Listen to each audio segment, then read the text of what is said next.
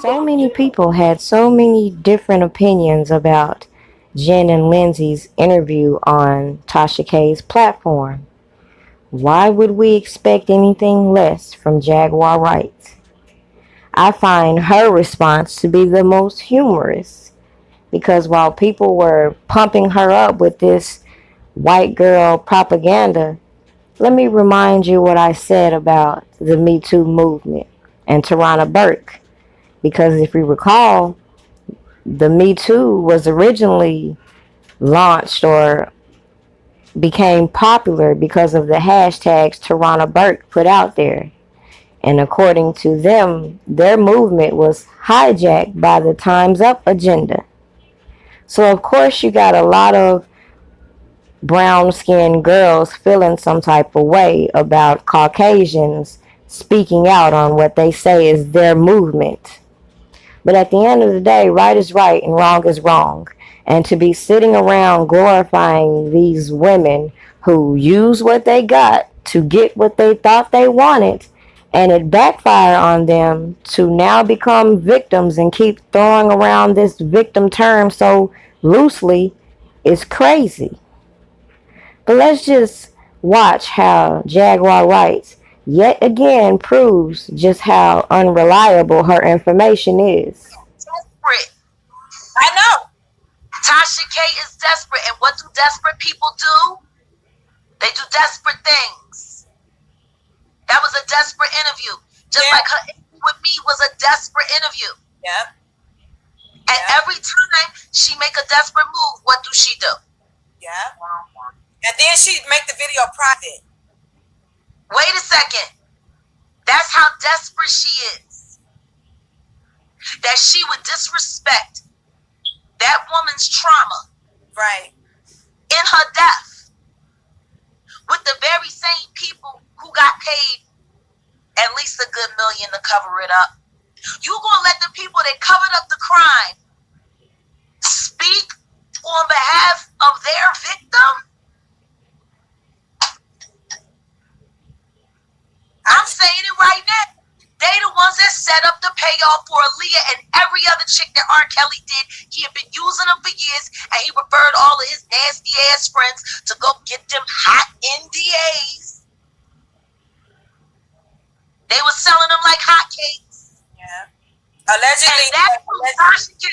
No, but that's who Tasha K brought on the show to speak for Aaliyah. Right. Years later. There was no reason for her because it looks desperate. That's why. Because there's probably a bunch of loopholes in them NDAs, and a lot of the victims now with the whole survivor R. Kelly thing, they probably asking for more money. So what do they got to do? They got to defend their brand. And what's the best way to defend their brand? Oh no, Aaliyah never said she was abused. She was a child though. She can't. She's supposed to show you how these evil motherfuckers work. That's how these evil motherfuckers work. They still trying to play her in her death. Right. That's what that was. I can't believe it. Can y'all hear that? I think the only thing that he said is she said he's a bad man, but she never spoke of any type of abuse or relationship or anything. So it's kind of like this mystery. But Aaliyah speaks just fine. So try not to speculate on Aaliyah how she's feeling. Look at her career path after Robert and her son. Aaliyah was not a victim. Aaliyah was a strong black woman. And those white chicks all from Chicago. I think they were supposed to be his lawyers or something. I don't know. His lawyers. I know them hoes. I don't know who they are. I'm gonna check. I know those hoes because all they do is non-disclosure agreements and payoffs. Persona. I'm over it. No, I know those hoes. Yup, that's them. That's them. They the payoff queen. Jen and Lindsay. They the payoff queen. They the payoff queen. Those are the lawyers that everybody go to in that area when they want to settle out of court and put money on it. They made millions off of R. Kelly. They made millions, and they know every last one of those victims was victimized. But see, they set up the paperwork. Of course, they're going to come and they're going to say that on the Tasha K show because they probably getting a lot of them NDAs challenged and they might have to pay some of their money back. So why wouldn't they get on Tasha K show when she's desperate for half a piece of fucking interview and sit there and do a commercial for themselves and pat themselves on their back? Oh no, she wasn't a victim. Of course she wasn't a victim because that was the first big payoff they did.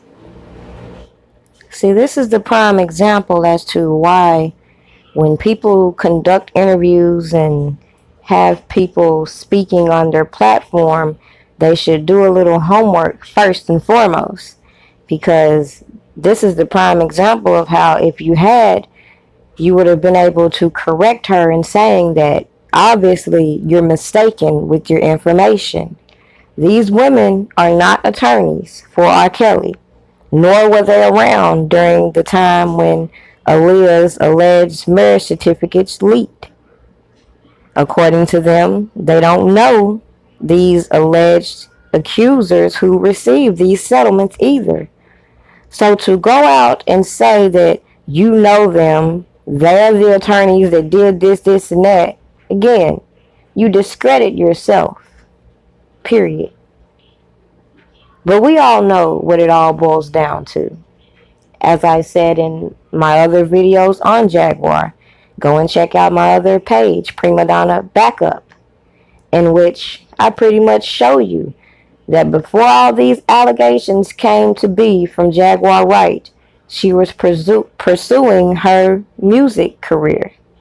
She felt some type of way because people weren't there for her when she went to jail.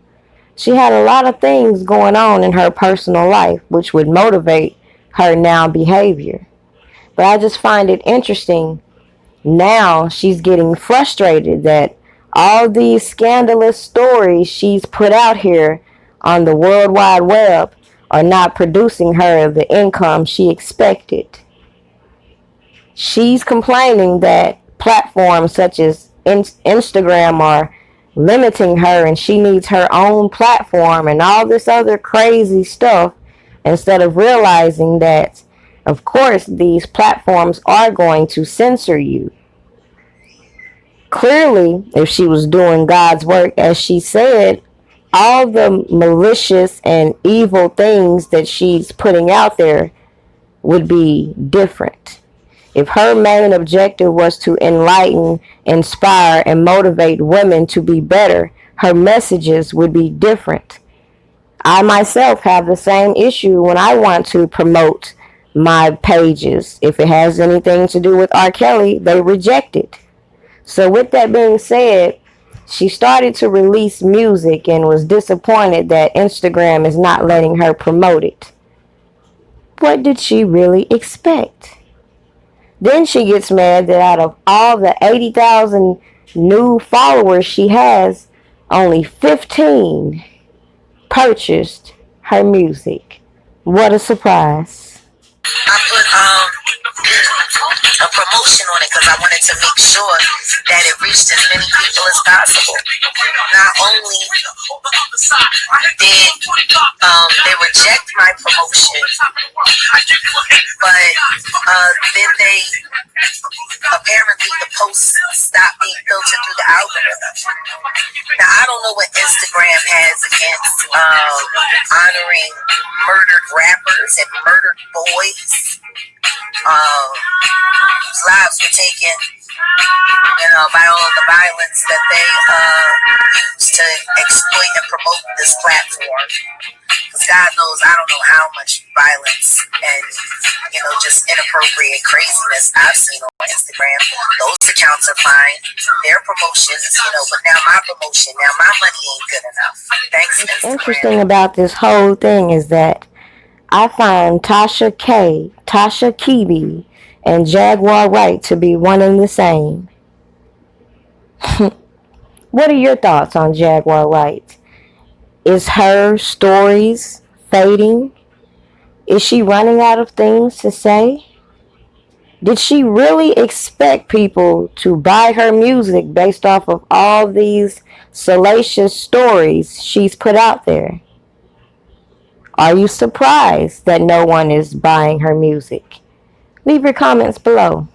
I got to hear your thoughts on this. In case you like to play bingo, if you have a Facebook account, I just created a group where we can play some bingo and possibly win a little cash. I'm going to put the link in the description. And again, if you have a Facebook, make sure you go and add yourself to this group.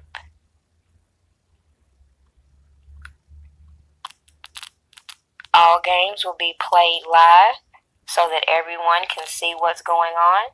Even if you missed the live, it will still be posted so that you can see exactly how the game went. It's simple.